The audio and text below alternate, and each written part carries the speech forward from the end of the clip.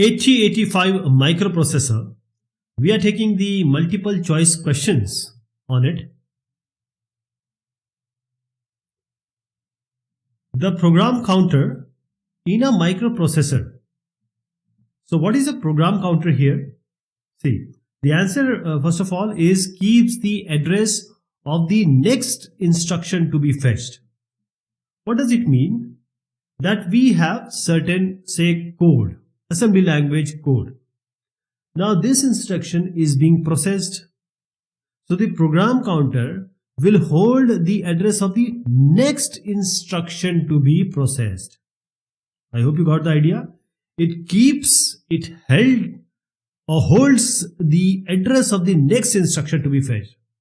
So the program counter, it acts as a pointer to the next instruction to be executed.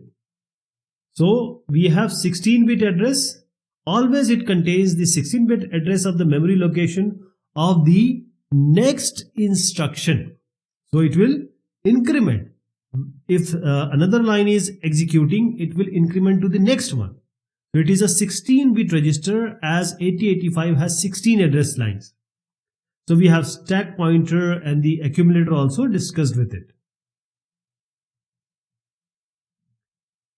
Register of microprocessor which keeps track of the execution of program and which contain the memory address of next instruction to be executed is called. So in 8085 specifically, we are talking about the program counter, because the program counter is the answer, and program counter always hold the address of the next instruction to be executed. Okay, so register of microprocessor which keeps track of the execution of the program and contain the memory address of the next instruction to be executed. Okay, so this is the architecture, or a simple way of explaining the program counter. When a program is being executed in an 8085 microprocessor, its program counter contains. So program counter is all about holding the next instruction. So the memory address as the instruction that is to be executed next, not the present one but the next. So the program counter acts as a pointer to the next instruction to be executed, always contain the 16-bit address of the memory location of next instruction. So it is a 16-bit register, as 8085 has 16 address lines. So the program counter is updated by the processor and it always points to the next instruction after the processor has fetched the complete instruction. In 8085 microprocessors, which signal is used to insert wait? Why do we need wait? If microprocessor is very fast, so there may be some peripheral device which are slow. So we have various signals: ready, ALE, latch, hold, INTR. The answer here is ready. This signal is used to insert wait in 8085 microprocessors. Okay, so you see here there is a pin number 35 ready. So this signal is basically employed to delay the microprocessor read or write cycle until a slow responding peripheral is ready to send or accept data. Because when you are reading writing, where are you actually reading writing? Okay, maybe in memory, but sometimes you are accepting the data or showing the data in the peripheral devices like your mouse, keyboard, etc. Okay, so this needs certain delay because microprocessor, as I said, it is very fast. So there has to be some equilibrium. That is why this wait, which is actually a ready signal, so this signal goes low. When this signal goes low, that is ready, the microprocessor waits for certain integral number of clock cycles until it goes high up again. Then the things start. Otherwise, it will wait if the ready signal is, or you can say the wait is postponed. Then we also have a hold signal. This hold HLDA, these are used for the direct memory access DMA operation. Okay, when the hold line signal goes high, it indicates to the processor that there is another master requesting the bus access. Now AL is very important. This is called as address latch enable. You see here, see the AD0 till AD15, this is the address bus. Now these are 16, they are 16, but the AD0 and AD7 is also used as a data bus. Now who is going to decide whether data bus or my memory bus it should be used, these 16 wires actually? So this is done by the address latch enable. Okay, so this is like a latch. In your door you have a latch, exactly like this. Sometimes when the latch is open, memory bus as a memory bus it will be used, otherwise it will be used as a data bus. So it indicates that the bits on AD7 to AD0 are address bits. This signal is used to latch the lower order addresses from the multiplex bus and generate a separate set of 8 address lines A7 to A0. Okay, so this is kind of latch which enables whether to use the 16-bit as a memory bus or address bus. A bus connected between the CPU and the main memory that permits transfer of information between main memory and the CPU is known as. The answer is memory bus. Please remember, memory bus is equivalent to data bus. We are not talking about the address bus. Address bus is different. I am talking about data bus. So there are certain other bus we have discussed here, control bus, etc. So the data bus or the memory bus, see, AD0 till AD15, this whole is the bus scheme. And this whole is used for memory, memory as an address bus. But AD0 till AD7, this is 8-bit and this is used as a data bus. So here we are talking about this data bus. The data bus is used to transfer data to and fro or from the microprocessor and the memory which is asked in this question. So please remember, memory bus, data bus equivalent, they are bidirectional. That is, both the directions the data transaction will take place, right? This is called data bus or memory bus. Don't ever confuse it with the address bus. Address bus is different. Memory bus is different. Memory bus is simply your data bus, which is AD0 to AD7, while the address bus is AD0 to AD15. Okay. So we have the question which is corresponding to this memory bus. This is the answer. There are other aspects here also which we need to understand. For example, the control bus and the address bus. Control bus, there are different lines, there are various lines which have specific functions for coordination and control for the microprocessor operation, signaling, etc. So the control bus carries control signals partly unidirectional and partly bidirectional. We are talking about data bus which is equivalent to memory bus. Now coming to address bus. So the address bus carries addresses, and it is one-way bus from the microprocessor to the memory or other devices. Okay. In an 8085 microprocessor, which one of the following instructions changes the content of the accumulator? Now, accumulator is a very basic, register from where the data is first fetched. Okay. Now there is SBIBE, that is H. Okay. Now the answer is this. First, you need to understand that whenever some arithmetical or logical operation is done, there is some flag changing. That is, sometimes, there will be a carry, so carry flag will be set. Sometimes whole data is 0, so 0 flag will be set. This is how. So this question answer lies in that the arithmetic or logic operation update the data of accumulator and the flag register, which you see here also. Only option 4, which is SBIBH, this is only the arithmetic operation. What this operation does, or what this instruction does, this instruction adds the content of the accumulator with the data which is given already here, BE, and stores the date result again in the accumulator. So that is how the content of the accumulator is going to change, because this is arithmetic and logic operation, and this specifically deals with the change of the accumulator content.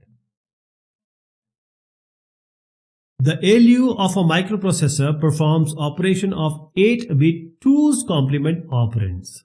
What happens when the operation 7A and minus A2 is performed? This H is standing here for the hexadecimal. So basically the data is 7A and A2. Now the answer here is, if you are doing by yourself, you can just check that this is D8 in hexadecimal. The negative flag is set, right? How does it work? I'll just explain one by one. See, first of all, the number given here, this is 7A minus A2. So you're subtracting 7A, because it is hexadecimal, we can change it into binary. B is A2, you can again change it into the binary. I hope you'll be able to do it. Okay. So this hexadecimal to binary conversion is being done. Now this is a subtraction event or operation, A minus B. But there is nothing called a negative. Subtraction is nothing in microprocessor. So you have to add the negative of B. How to find the negative of B? You take the 2's complement of B. That is, take the 1 complement, that is make the 1 to 0 and just add 1. So wherever B is there, A2, we have to find the 2's complement. Now 2's complement is there. Now you can add this with the 7A. So the 2's complement of A2 has to be added to 7A. Now you see the first one. This 1 is coming. As this is the most significant bit, and this is 1. The result is negative. Hence the negative flag will be set. And there is no carry involved in the result. The carry bit is 0. That is, there is no overflow. That is why the carry flag will be 0. Okay. So this is how it will be done.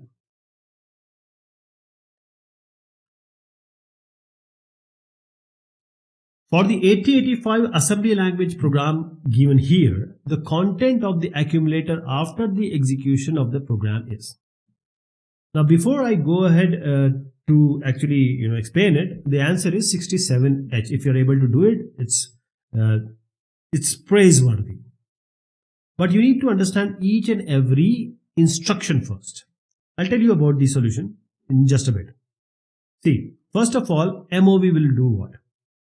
Move will, see, move B comma I. What it will do? B is your destination register. A is your source register. So this instruction transfers the source register content to the destination register. Okay. From A it will go to B. Okay. From source it will go to the destination. Is that clear? Coming to MVI. MVI, this we have the one will be the register, another will be the data. So this instruction transfers the data into the destination register. MVI. If it is memory, this instruction transfers the data into the memory. XRA. XRA can be with memory, it can be with the some register. Okay. So this XRA is nothing but XOR, and A stands for accumulator. So the contents of the accumulator are XORed with the contents of the register or memory. So the XOR is simply, if it is 1 and 0 or 0 or 1, it will give you 1. If it is 0, 0, 1, 1, it will give you 0. Right? So XRA stands for that. Now, coming to one more here, which is your RAR. RAR. Now RAR is nothing but using the carry flag, you are rotating, or you can say shifting one bit. So each binary bit of the accumulator is rotated right by one position through carry flag. That is, it is shifted one piece on the right through the carry flag. STC, the carry flag is set with this instruction. So STC, it will just set the carry flag to 1. And CMC, the carry flag is complemented with this instruction. Whatever is the carry flag, if it is 1, it will become 0. If it is 0, it will become 1. Now let us come to one by one. MVI A45H. What did I tell you MVI? See, this is accumulator is now getting 45H. So 45, this is the binary equivalent. What is MOVBA doing? Now the register B is loaded with accumulator value. Accumulator was having what? 45. Now the register B is loaded with the accumulator value. Now B has the accumulator value. So A and B are having the same value. So it is same. This the binary equivalent of 45. Now STC will do what? Carry will be 1. CMC will do complemented. So carry was 1. It will become 0. And then RAR will do what? See, rotate the value of accumulator through carry. So you just have to see the A or B and just see we have just shifted it on 1. That is, if you remove the 1 from right hand side and add a 0 on the back, it will be same. So through the carry, through the 0, we have to use 0. Okay, we are shifting it. So remove 1 and add a 0 here. This is what shifting means. Now XOR is what? Now accumulator is XORed with this. So you have to XOR A and B and put it in the A. So let us XOR. Just remember in XOR, if it is 0 and 1, what will come? It will 1 and 0, 1 will come. If both are zeros and both are 1, then 0 will come. Right?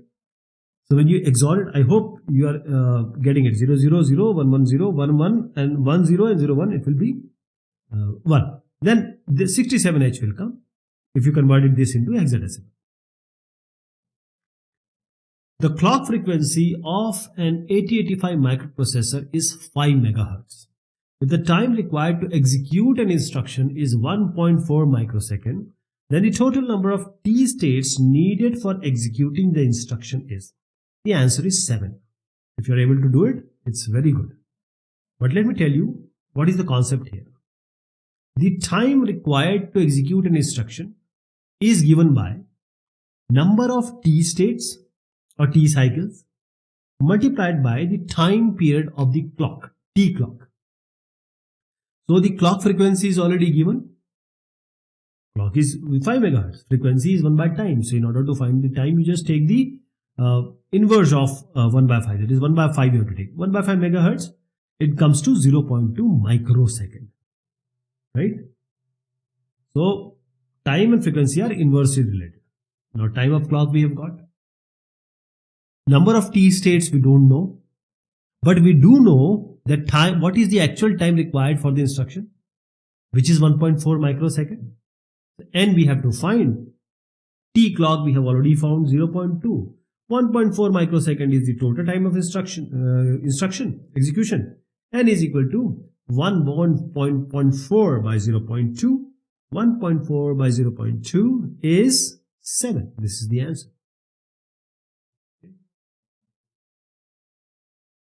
Okay, this is all about this discussion. Thank you so much. Take care of yourself.